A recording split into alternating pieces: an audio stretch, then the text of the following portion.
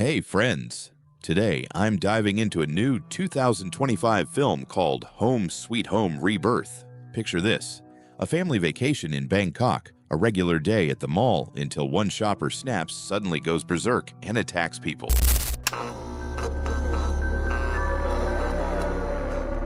The movie kicks off with a man desperately fleeing from a cop. Out of nowhere, a sinister hooded figure appears before him, demanding his loyal service in exchange for sparing his life. The fugitive agrees. Moments later, arriving officers spot a blood-oozing stain on a fence, looking like a gateway to another world. At the same time, a young monk named Chan has chilling visions of disasters about to strike. Fires, explosions, dying people, and monsters attacking them. He dons his robe, grabs his staff, and steps out the door. The monastery's abbot reminds Chan that Wichien is already dead, to which Chan confesses that his father has found a way to return to the world of the living and won't rest until hell reigns on earth. The abbot wishes the young monk luck in his fight against the necromancer. Meanwhile, Jake, his wife Prang, and their little daughter Lu arrive in Hong Kong. Prang and Lu are thrilled about visiting Grandma, but Jake's glued to his phone, unable to let go of work stress. Soon, the family checks into a hotel. Jake wraps up his calls and they head out to explore. Everything fascinates Lu, and she keeps tugging at her parents, who are bickering yet again. Prang recalls that when Jake was a patrol officer, he wasn't always on the phone, but he asks her to bear with him a little longer. Suddenly, Lu vanishes. Her panicked parents find her with a monk, a beautiful butterfly perched on his hand. Lu apologizes, and her parents slowly calm down. Out of the blue, Chan declares he knows Jake because he's the chosen one. Born under a blood moon, Jake is destined to be a guardian. Great trials await him soon, but in the darkness, he'll find light, rediscover his family's love, and, most importantly, gain freedom. Jake, baffled by the strange monk's words, brushes it off and leaves. The family heads to a mall where Jake and Lu decide to grab some ice cream. Lu begs her dad to let her take up karate, since both he and her mom practiced it in their youth. He agrees, and Lu insists he swear the most sacred oath on his pinky. Then Prang shows up, spots Lu's chocolate-smeared shirt, and takes her to the restroom. At that moment, a man in a black cloak enters the mall, zeroes in on the woman and girl, then pulls out a gun and starts shooting everyone in sight.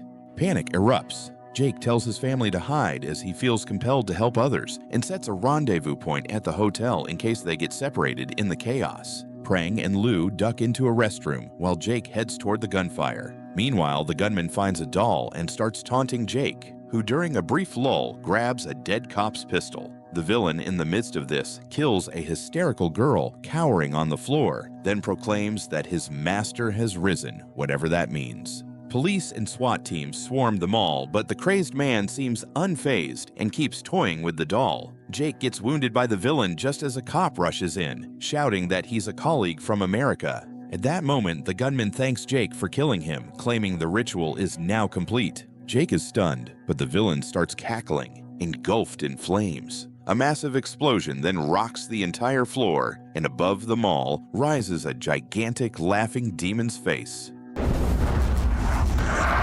Prang and Lu bolt from the restroom, racing for the exit, but outside, they see frenzied people attacking each other, hell-bent on killing anyone in their path. Prang pulls Lu back inside. They hide in the clothing section, but deranged, bloodthirsty people are everywhere. Prang puts Lu in a tilted chute and sends her sliding down, while she fends off attackers with a mannequin arm. Lu reaches the bottom and lands in the grasp of a madman, but Prang gets there first, and they escape.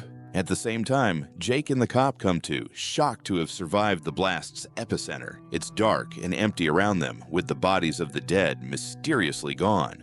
Meanwhile, Prang and Lu reach a small shop and lock themselves in, safe from the raging mob. Jake, meanwhile, surveys his surroundings. The cop beside him spirals into a panic, unable to make sense of what's happened. He starts yelling, and a strange voice answers from the corridor. The cop heads toward it and sees a girl standing with her back to them.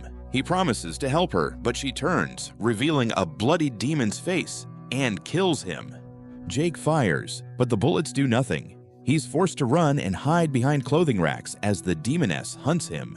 Meanwhile, Prang and Lu decide to head back to the hotel. With no cell service, Prang tries to reach a phone behind a counter, but then more zombies burst through the door. Prang and Lu hide among the shelves, but one finds Lu, Prang knocks it out, and they flee. At the same time, Jake crosses paths with the demoness again. After a struggle, he manages to tie her to a metal structure with rope. For a moment, he stares at the transformed face of the once young, pretty girl, unable to comprehend what's happened to her, then leaves. Prang and Lu stumble into a bus depot and spot a bus with a few seemingly normal people inside. They make their way to it, but the passengers just stare out with eerie calm, making no effort to escape. Prang begs the driver to get them out, but he dropped his key bag near the bus and is too scared to retrieve it. None of the passengers want to risk it either, so Prang decides to go herself. Meanwhile, in the mall, Jake watches the demoness approach a blood-dripping hole in the wall and vanish into it. At the same time, Prang reaches the key bag, but as she runs back, crazed people attack her. They nearly drag her away when a passenger suddenly steps in, saving her, but dying in the process. The bus speeds off, carrying the survivors away. While Jake wanders the eerie twilight world, he hears a loud roar and sees a massive flaming skeleton rise above the buildings, hunting him. Meanwhile, the bus crashes into a highway clogged with abandoned cars. Prang and Lu continue on foot, while Jake nearly falls to the skeleton. Then, out of nowhere, Chan appears, ordering Jake to follow him.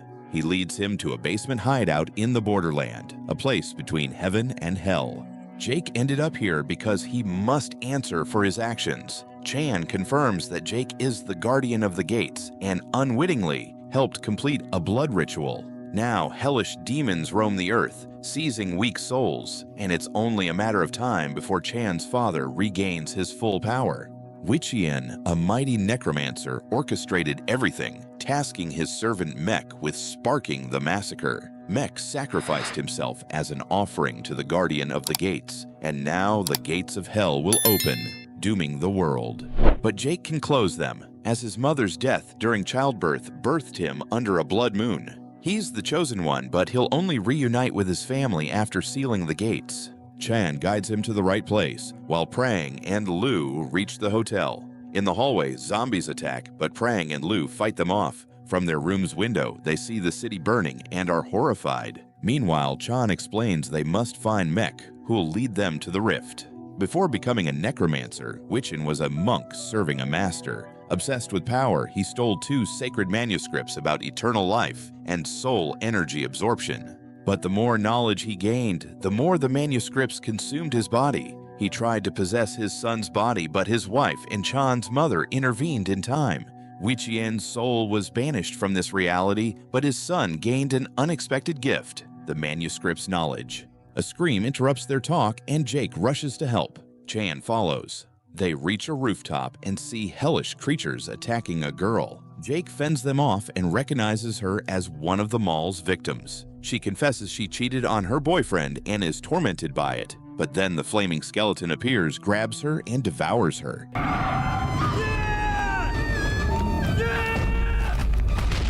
Chan pulls Jake away. Later, Jake recalls her behavior as if she didn't know who or where she was. Chan confirms this is normal for souls trapped in the borderland. Jake realizes he too is dead, but refuses to accept it. Chan explains that Jake no longer physically exists in this reality, though it's not over for him, but he must confront his sins. The monk reminds him that he prioritized work over family, and even changing careers didn't fix it.